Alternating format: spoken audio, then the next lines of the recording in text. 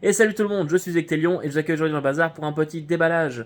Aujourd'hui, on va déballer du DD5. Oui, je sais, c'est pas souvent, mais écoutez, un coup de temps en temps, ça fait pas de mal.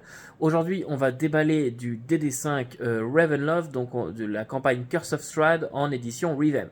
Donc, on va voir un peu ce que ça donne. Deux, trois petites choses à savoir, c'est que cette campagne, elle est sortie il y a des années et des années. Elle a été revue, ressortie sous différentes éditions. Elle est sortie une première fois en 5ème édition, mais il y avait deux, trois petites choses qui ne plaisaient pas à beaucoup de monde.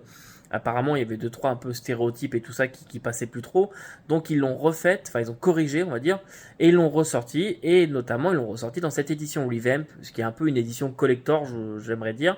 Donc, on va voir ça ensemble. Vous pouvez retrouver aussi cette campagne en français, mais sans l'édition Revamp. Donc, elle est sortie dans un format classique livre. En même temps que j'ai acquis la campagne, j'ai aussi pris le Van Richten Guide to Ravenloft qui vous permet d'avoir plus d'informations sur Ravenloft en général et aussi sur comment construire des aventures d'horreur, etc. Je vous laisse découvrir tout ça en vidéo. Curse of Strahd Revamp, donc campagne mythique de D&D. Donc ça nous parvient dans un cercueil en carton comme on peut le voir, une magnifique boîte. Alors vous voyez Strahd ici, donc ça s'enlève vraiment facilement, hein. C'est un petit bout de carton. Voilà, la magnifique boîte, la voilà. Donc on a les armoiries, c'est vraiment très très beau. Rien à dire là-dessus, ça brille, c'est vraiment joli. Et quand on l'ouvre, hop, voilà. On a Strahd qui fait dodo, hein, une jolie illustration, mais qui ne sert à rien. On voit que la boîte réutilise un peu comme ce qu'on a dans les gammes Traveler que je vous ai déjà présenté, les petites tirettes comme ça pour récupérer facilement le contenu, donc ça c'est très bien. Donc on a Creatures of Horror, donc les créatures de l'horreur, qui va être en fait un bestiaire, hein, tout simplement, histoire de compléter un peu ce que vous avez déjà. Donc un bestiaire, quelque chose de très classique en 5ème édition. Voilà. On a aussi le Tarokka deck, donc ça va avec le Tarokka. Tarokka qui vous permet de tirer des choses aléatoirement dans votre campagne pour savoir comment elle va se décider. Donc au niveau des cartes, donc ce sont des grandes cartes de tarot, hein, ça fait à peu près ma main. Donc vous avez à chaque fois l'illustration, le nom et derrière le dos qui brille légèrement. C'est vraiment très joli, très bien fait. Voilà. Je pense qu'elles sont assez fragiles par contre comme cartes. Ce que j'arrive à sentir en main, je pense que à force de les manipuler, ça peut vite les abîmer. Donc ensuite, on a, comme je disais, le Tarokka deck qui va vous permettre d'interpréter les cartes qui auront été tirées. Et puis vous retrouvez à l'intérieur les différentes cartes. Voilà, on va commencer par ça ici. On a aussi des cartes postales qui vous sont offertes. Donc vous avez pas mal de cartes postales de Barovie. Ça peut être sympa si vous envoyez ça à un ami qui connaît un peu D&D, ça peut être marrant. Ce sont vraiment des vraies cartes postales. Je pense pas que ça serve dans la campagne, mais bon. Et puis ensuite, donc on a ici des props. Donc on a différentes lettres qui vont servir pendant la campagne. Toujours très sympa à distribuer aux joueurs. Voilà, donc les différentes lettres. Je vais éviter de spoiler, donc je vais passer assez rapidement sur les choses. Ensuite, ici, on a l'ouvrage, donc la campagne en soi, qui est en couverture souple dans cette boîte-là, mais qui est très très bien fini. Très joli. Et pareil, donc là, on est sur, évidemment, campagne classique, mise en page Donjons et Dragons, rien à dire. Le papier est assez épais, donc c'est assez cool.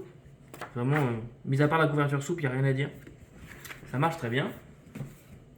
En plus, je vous ai fourni une grande carte que je vais ouvrir. La carte de la Barovie, qui est assez bien faite, pratique. C'est en surface un peu plastifiée, c'est assez cool. Et de l'autre côté, vous avez les plans des différents lieux qui pourraient être rencontrés, notamment le fameux château. Voilà. C'est vraiment des plans à titre informatif, hein. Et puis pour terminer, nous avons un écran. Et oui, l'écran spécial Curse of Strahd, donc un écran 4 volets en carton dur. Donc cartonné, c'est assez sympa. Je trouve ça très sobre en fait, ça marche vraiment bien. J'imaginais vraiment pas ça en voyant notamment ce style d'illustration là. Et pourtant, je trouve que ça fait très très bien, ça marche vraiment bien. Ça prend pas le style des illustrations des cartes postales. Et puis, de l'autre côté, évidemment, c'est vraiment un écran de jeu classique. Donc on retrouve tout ce qu'on a besoin pour jouer à Donjons et Dragons 5ème édition. Et en plus de la campagne Curse of Strahd, donc j'ai en même temps pris le Van Richten Guide to Ravenloft, donc couverture rigide, format classique Wizard of the Coast Donjons et Dragons. Hop, donc ce que nous promet l'ouvrage. Déjà, vous avez tout un tas d'options ici pour les créations de personnages. Donc, vous avez de nouveaux peuples, plutôt orientés horreur, etc. Évidemment, puisque ça match avec le setting. Vous avez ici créer vos domaines de l'horreur, si jamais c'est quelque chose qui vous intéresse, avec les différents styles qui vous sont proposés.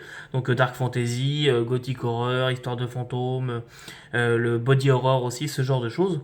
Évidemment, aussi des références à Lovecraft, comme vous voyez avec le Cosmic Horror. Ensuite, on va avoir tout ce qui va être les domaines de Ravenloft. Donc là, on va vraiment s'attarder sur tout ce qui est Ravenloft.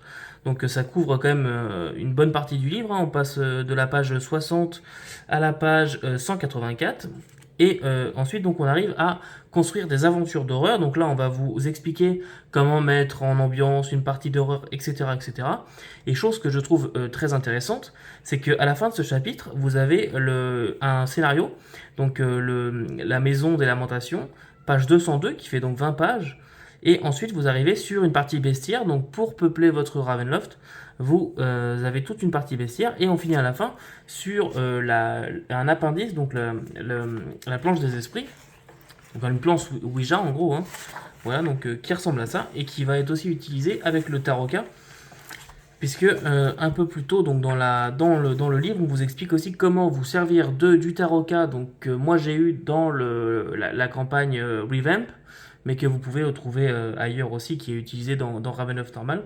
Et donc on va vous expliquer ici exactement comment vous servir de la planche des esprits et comment vous servir du Tarot-K pour vos aventures. Voilà, vous êtes revenu des brumes de Ravenloft, donc qu'est-ce que j'en ai pensé un peu de cette boîte, en tout cas du déballage de cette boîte. Pour l'instant, la campagne, c'est une campagne que je n'ai lue qu'en 2ème édition, je n'ai pas lu la version 5ème édition, je ne l'ai jamais fait jouer.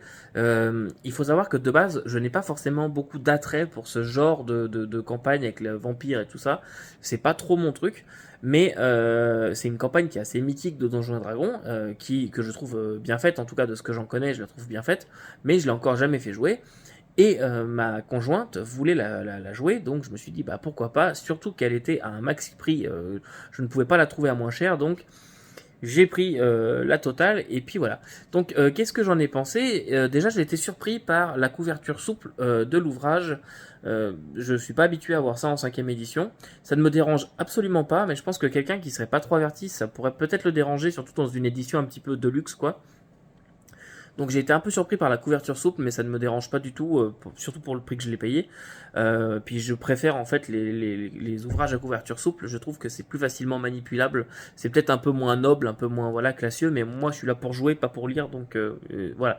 J'ai pas besoin d'avoir une œuvre d'art, ça me va très bien, en couverture souple.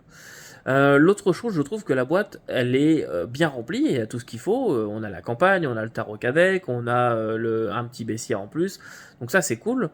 Mais c'est quand même une très très grosse boîte à ranger pour au final pas grand chose de matériel. Donc bon, écoutez, on verra bien ce que ça vaut comme campagne, mais la boîte est magnifique, mais c'est vrai qu'elle est beaucoup remplie de vide. C'est un peu dommage, on verra bien. Pour le Van Richten Guide to Ravenloft, là par contre, j'avoue que je suis très curieux de ce supplément. Je trouve que ce qu'il a l'air de proposer est très très très intéressant. J'aime beaucoup jouer, vous avez peut-être vu dans les actual plays que je propose ou quoi, mais j'aime souvent mettre des détails un peu glauques ou aller un peu plus dans l'horreur que d'habitude.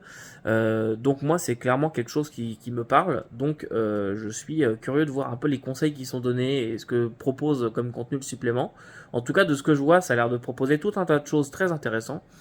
Donc celui-là, j'avoue que je suis beaucoup plus curieux de le lire que de lire la campagne et de la faire jouer. Mais on va essayer de faire les deux dans un avenir plus ou moins lointain parce qu'il y a déjà beaucoup de choses à lire. En ce moment, je suis dans les trucs Traveler que je vous ai déjà présentés, c'est vraiment intense. Donc on verra ça très certainement en 2023, mais Curse of Strahd, ça arrive bientôt. Je sais pas si je vais la faire jouer sur la chaîne, je ne pense pas, mais en tout cas ça va arriver dans ma vie personnelle et je vous ferai un retour dessus évidemment, et je vous ferai aussi une critique du bouquin et de la campagne en général, très certainement après l'avoir joué. Voilà, en attendant, n'oubliez pas que vous pouvez pas tout lire et tout faire jouer, mais vous pouvez toujours essayer. Salut!